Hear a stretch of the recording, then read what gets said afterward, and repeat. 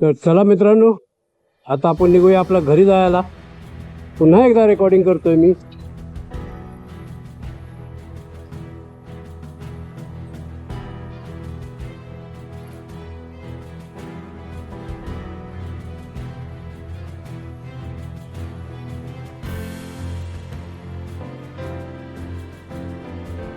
समोर बघितलात ना तर तुम्हाला सिग्नल दिसणारच नाही, कारण ते सिग्नल तुटलेले आहेत.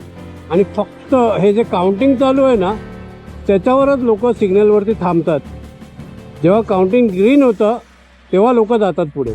येलो, रेड, ग्रीन एकही लाईट दिसत नाही समोर. बघा, नाहीच आहे, काढलेलंच आहे, सगळं काढून ठेवलेलं. तर कृपया लक्ष द्यावं RTOने, तिथे सिग्नल लावावं, कारण सिग्नल तुटलेले आहेत, नाहीच आहे तिकडे. फक्त या काउंटिंगवरती फक्त चालतं. तरी इथे कोण थांबत नाही, सगळे निघूनच जातात, कोण हे करत नाही. सिग्नल कोण पाळतच नाही इकडे.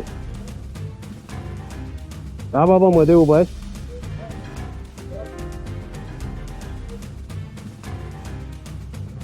हे बघा, असं ग्रीन झाल्यावरती जावं लागतं.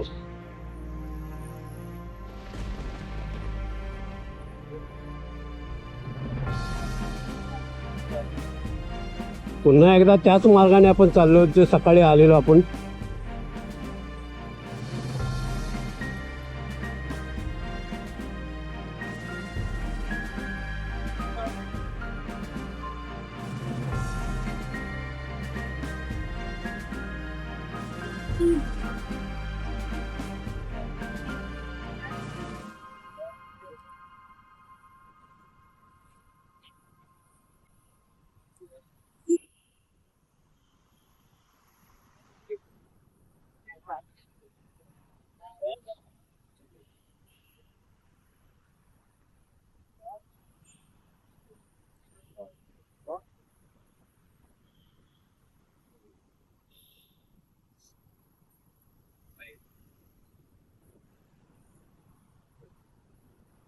तिथे एक पुढे पण प्रॉब्लेम्स आहेत.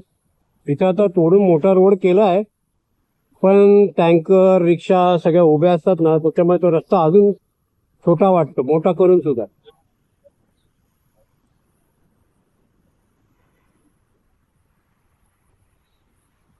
हे बघा, इथे ही तोडलेली आहेत, आत्ताच दुकानं तोडलेली आहेत, अजून माती पण उचलली गेली नाही.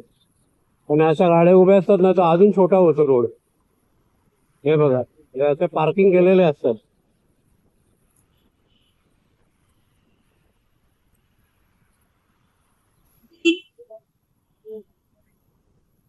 हे बघा, हे असे इथे रिक्षा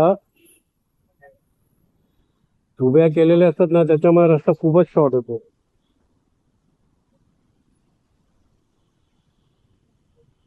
कुत्र्याची गाडी, कुत्रे उचलायची गाडी.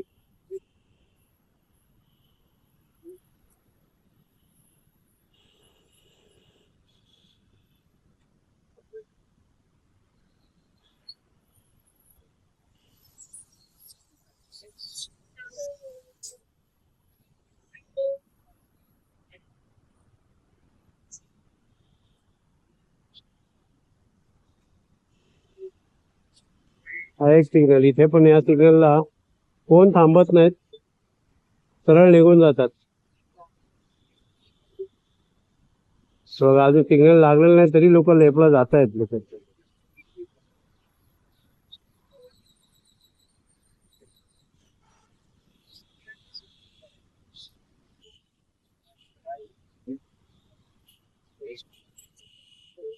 बघा, जायला किती घाई आहे बघा.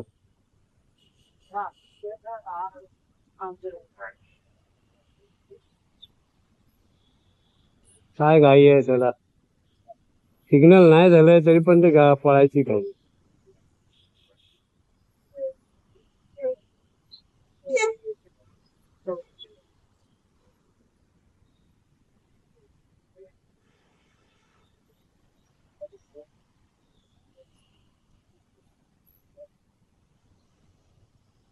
मी कधी रूल तोडत नाही,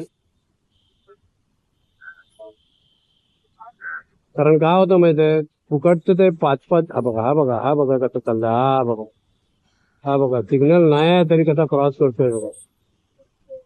कारण ते 5,000-5,000 रुपये फाईन कोण भरणार? हे बघा विदाउट हे बघा कोण कोण बघतच नाही. सरळ सिग्नल चालू व्हायची वाटच नाही बघत. सरळ वाटायला लागतात सरळ. मग कसं नाही ऍक्सिडेंट होणार नाही तर काय होणार? त्यांच्या फाईन कोण चेक करतंय? त्यांच्या अकाउंट मधनं जर ऑटोमॅटिक पैसे कट झाले असते ना तर त्यांना कळलं असतं की बाबा आपल्याला फाईन लागतोय म्हणून.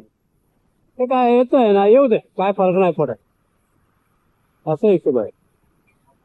आता इथे पण तुम्ही बघाल ना तर ह्या वळणावरती एवढं रिस्की आहे ना तरी लोक एवढ्या स्पीडने जातात ना आणि त्यांना अंदाज नाही आला की हे सरळ तर ह्याच्यावरती आपटतात बॅरिकेड. किती बघा लोक आपटलेली आहेत इथे. माझ्या पुण्यात परवाच्या दिवशी मी सकाळी बघितलेलं. त्याच्यामुळे इथे येताना ना एकदम शांत आणि सरळ यावं लागतं. आपल्याला कळतंय म्हणून आपण चालवतो असं नाही करायचं.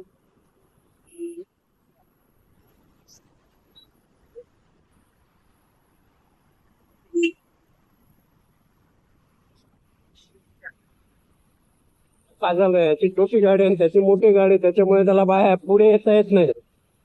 आणि हा भाई आपल्या हिशोबाने चालणार ना. मग कसं असतं ते.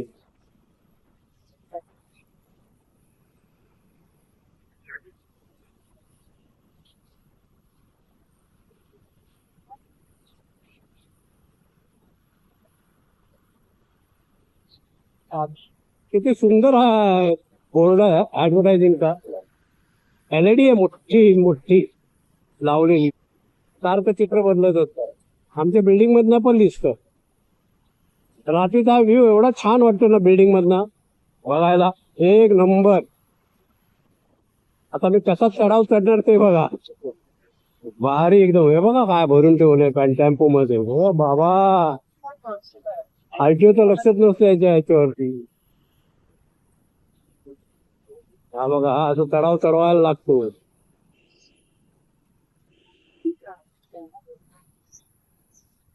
अरे बाबा कसं चढणार.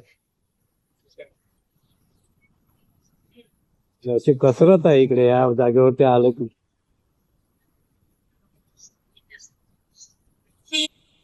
चल ना बाबा काय टाइमपास करतो.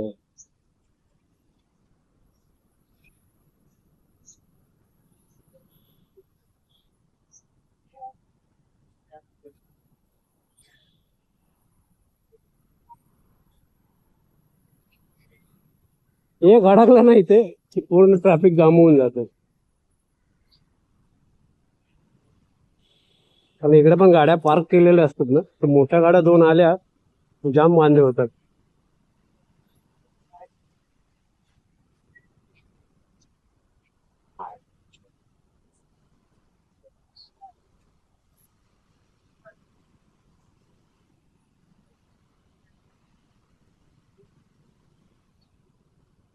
जाम बॅलन्स सांभाळायला लागतो.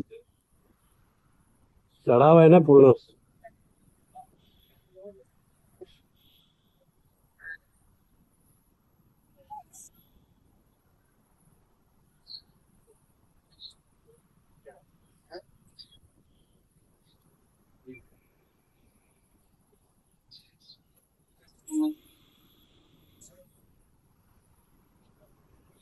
दोन्ही बाजूला गाड्या आल्या ना लावलेल्या असल्या मग जाम प्रॉब्लेम होतो.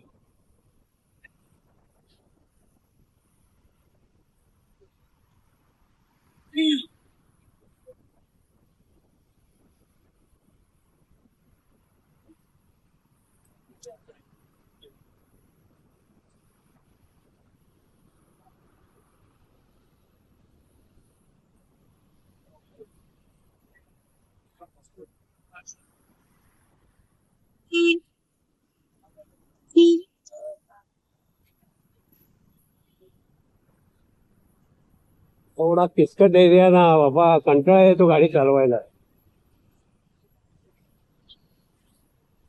मजा वाटत नाही गाडी चालवायला. पण आजकाल लहानपण आमचं इकडेच गेलंय. पहिल्यापेक्षा खूपच आता किचकट झालंय एकदम.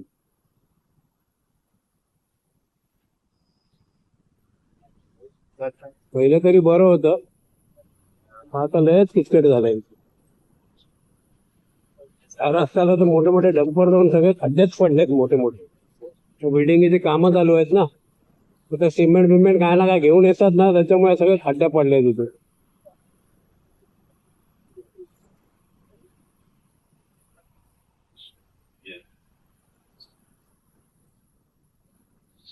चला भेटू पुढच्या व्हिडिओमध्ये. Bye bye.